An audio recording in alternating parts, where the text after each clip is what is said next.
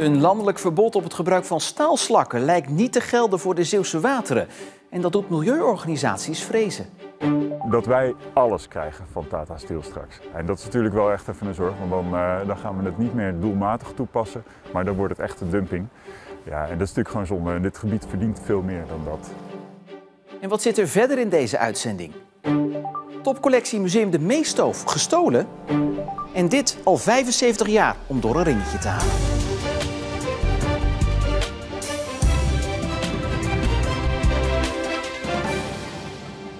Goedenavond. Het besluit om het gebruik van staalslakken niet langer toe te staan op het land levert in Zeeland nog niet per se juichende reacties op. De Zeeuwse Milieufederatie vreest dat door het besluit niet minder, maar juist meer staalslakken deze kant op komen. En dat komt omdat het verbod niet geldt voor gebruik onder water. De milieuorganisatie verwacht dat Rijkswaterstaat op zeker 7 Zeeuwse plekken staalslakken gaat gebruiken. Staalslakken, staalslakken en nog eens staalslakken. Wat zijn ze de afgelopen maanden vaak in het nieuws? Maar wat zijn het ook alweer? Dit is eigenlijk het soort materiaal waar het om gaat. Je hebt natuurlijk de mijnbouw door het staal uitgehaald en vervolgens dan blijft er een soort steenachtig product over. En dat kunnen ze dan bewerken dat het zeg maar harde, stevige brokken worden. En dan zit er geen staal meer in, maar wel alle andere ellende eigenlijk nog. Denk aan stofjes als chroom, aluminium of nikkel. Het materiaal wordt door Rijkswaterstaat ingezet voor het verstevigen van gulwanden. Tonnen worden er gestort in de Ooster- en Westerschelde en hij probeert daar keer op keer een stokje voor te steken. Het loogt uit, zoals ze zeggen, in water in principe. En dat duurt lang. En dat is ook wel het probleem. Het loogt ook heel lang uit. Dus 10, 20, 30 jaar. En op het land zorgen ze voor de nodige gezondheids- en milieurisico's. En daarom heeft de staatssecretaris besloten gedeeltelijk te stoppen met het gebruiken van die staalslakken. Tenminste op het land, want die regel geldt niet voor de deltawateren. En daarom waarschuwt de Zeeuwse Milieufederatie voor het volgende scenario. Dat wij alles krijgen van Tata Steel straks. En dat is natuurlijk wel echt even een zorg, want dan gaan we het niet meer doelmatig toepassen, maar dan wordt het echt een dumping. Ja, en dat is natuurlijk gewoon zonde. En dit gebied verdient veel meer dan dat. Volgens de demissionair staatssecretaris blijft het gebruik van staalslakken in grote wateren toegestaan. Omdat uit onderzoek blijkt dat als je ze mengt met zoveel water, het helemaal niet zo schadelijk is. Maar dat trekt de Milieufederatie dan weer in twijfel. Ja, want het is wat mij betreft ook wel bittere ernst. Dit gaat om een Natura 2000 gebied. Er leeft hier heel veel. We zien de visdiefjes die aan het jagen zijn hier op vis. Mensen denken er niet eens over na, maar het barst hier van de vis en van alle andere bodemdiertjes. En het moet allemaal, het is een heel ecosysteem en een voedselweb. En wij zijn dingen aan het doen die dat verstoren. En dat doet natuurlijk wel ook gewoon mij zeer, want ik denk dat we beter voor onze omgeving moeten zorgen dan dat. Het angstbeeld van de Milieufederatie lijkt in de nabije toekomst werkelijkheid te worden. Want in 2027 heeft Rijkswaterstaat werkzaamheden gepland staan op deze 7 plekken. Ze gaan gulwanden en vooroevers versterken en kunnen daarbij het gebruik van staalslakken niet uitsluiten. Ik vind het ook wel jammer dat er niet iemand in de Rijksoverheid is die denkt van ja, nu moet het gewoon klaar zijn. Dus wat dat betreft, ik zou ook zeggen, minister, staatssecretaris, laat van je horen. En misschien moet je maar eens gewoon een keer op je strepen gaan staan en zeggen dit is niet meer nodig.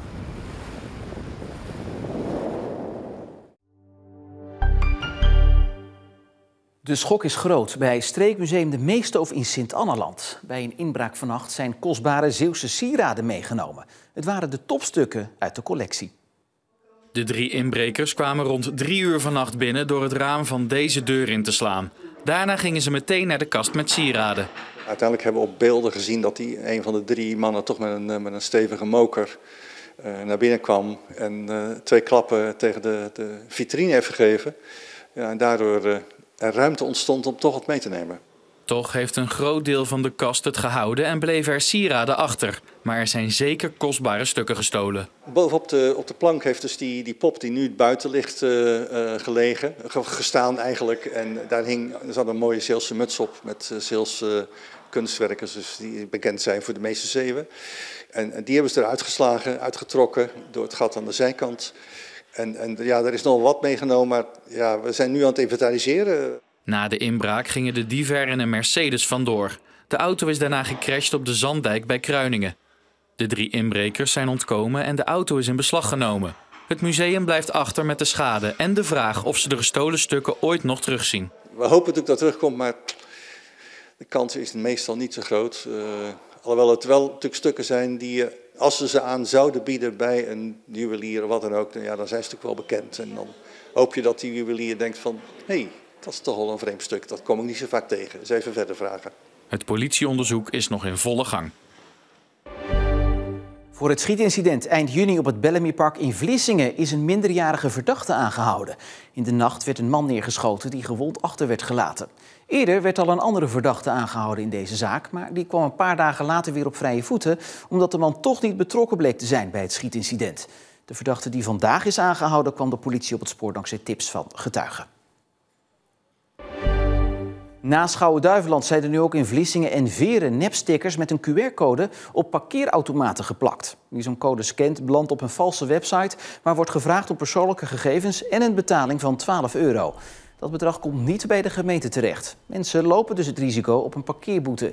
De gemeentes hebben de stickers verwijderd en waarschuwen dat veilig betalen alleen kan via de bekende parkeerapps of via het scherm van de betaalautomaat. En een appartement in dit complex aan de Nieuwe Poortstraat in Middelburg blijkt populair. In totaal 1200 mensen hebben aangegeven het appartement te willen huren. Ook voor Woongoed Middelburg zijn dat veel geïnteresseerden. De corporatie verklaart de populariteit doordat iedereen mag meeloten, ongeacht salaris, er meerdere mensen in kunnen wonen en het appartement in het centrum ligt. En wie het appartement uiteindelijk mag gaan huren wordt eind augustus duidelijk. Ja, straks in deze uitzending, Max, die was 10 jaar vermist, maar inmiddels is hij weer veilig thuis. Maar eerst gaan we naar een ander feest, want de Zeeuwse Ringrijdersvereniging bestaat 75 jaar. En dat wordt het hele jaar door gevierd. Vandaag bijvoorbeeld met een 55-plus wedstrijd in Meliskerke. De deelnemers zijn al wel een jaartje ouder, maar dat betekent niet dat ze minder fanatiek zijn. Friso! Sauken! Dit is de Nestor van de wedstrijd, Lisa Jansen uit Meliskerke, 78 jaar. Hey! Oh! Een goed gevoel, maar dat heb ik ook als ik mis. En hoeveelste keer is dit? Hoeveelste jaar? 65ste jaar. Kwestie van geluk hebben. Waarom is het nog steeds zo leuk om te doen? Gewoon het erbij zijn. Het kunnen blijven doen. Een eigen paardje. Heerlijk. En hoeveel ringen of ik heb, dat is niet belangrijk. Het gaat om de sfeer. Het gaat om de sfeer, zeker weten. Dus, je bent nu 78, hoe lang kan je dit nog blijven doen? Ik heb afgelopen september heb ik een veulen gekocht. En ik hoop dat ik 81 ben, dat ik daarop kan meedoen. Je moet doelen hebben in het leven, hè?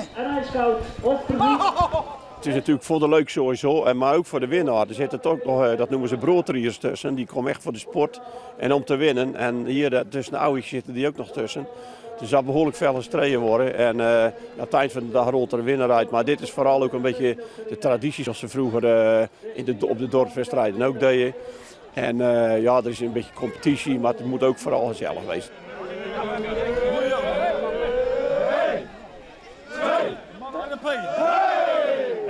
Maar het Jonassen is natuurlijk een mooie traditie. En sowieso nu met die klederdracht, nou, dat is eigenlijk ook een mooie traditie. Dat doen we niet alle wedstrijden. De meeste wedstrijden is in het wit. Maar de bijzondere wedstrijden is in de klederdracht zoals deze. De trekpaarden, dat is een bijzonder element. En het zonder zadel en de dracht en de cultuur en zulke soort dingen eromheen. Het is een beetje oerpaardrijden, zeg maar. Het is een beetje rauw en dat trekt de mensen aan, denk ik. Welkom ook aan een aantal. Ik heb, toen ik nog werkte, en had je wel eens een roddag op je werk, en als ik daar thuis kwam, dan pakte ik een paard en dan ging een rauw stuk eind over het strand. Kop leeg, heerlijk. En we blijven even bij de dieren, want het is een nachtmerrie voor veel katteneigenaren. Je pluizige viervoeter verdwijnt zomaar. En als hij dan na een paar weken of zelfs maanden nog niet terug is, ga je langzaamaan de moed opgeven. Maar dat hoeft niet het einde te betekenen, bewijst kater Max uit Vlissingen. Want na 10 jaar is hij terug thuis. Max, kom maar. Max, Ja, daar is hij al onder. Ook al is hij nog wat schuw voor de camera, Max voelt zich weer helemaal thuis. Weer thuis in Vlissingen, waar hij 10 jaar geleden verdween. Hij dook weer op bij iemand anders een heel eind verderop in Vlissingen. En die bracht de kat naar de dierenarts. Dankzij zijn chip kon hij weer herenigd worden met zijn baasje. En die twijfelde geen moment, het is haar eigen Max. De foto's die ik van vroeger zag, ik herkende hem direct. Ik heb het idee dat hij ook ons herkende. En hij was direct gelijk aanhankelijk. En gelijk ging hij hier op zijn gemak rondkijken, op de vensterbank zitten. En met zo van, nou, ik ben weer thuis. Die kat is die 10 jaar nooit helemaal uit je gedachten. Dat is heel grappig. En hoe blij je je kan voelen als je die kat weer terugkrijgt. Het was vandaag typisch Hollands zomerweer. Bewolking, een zonnetje, af en toe een buitje met temperaturen rond de 22 graden.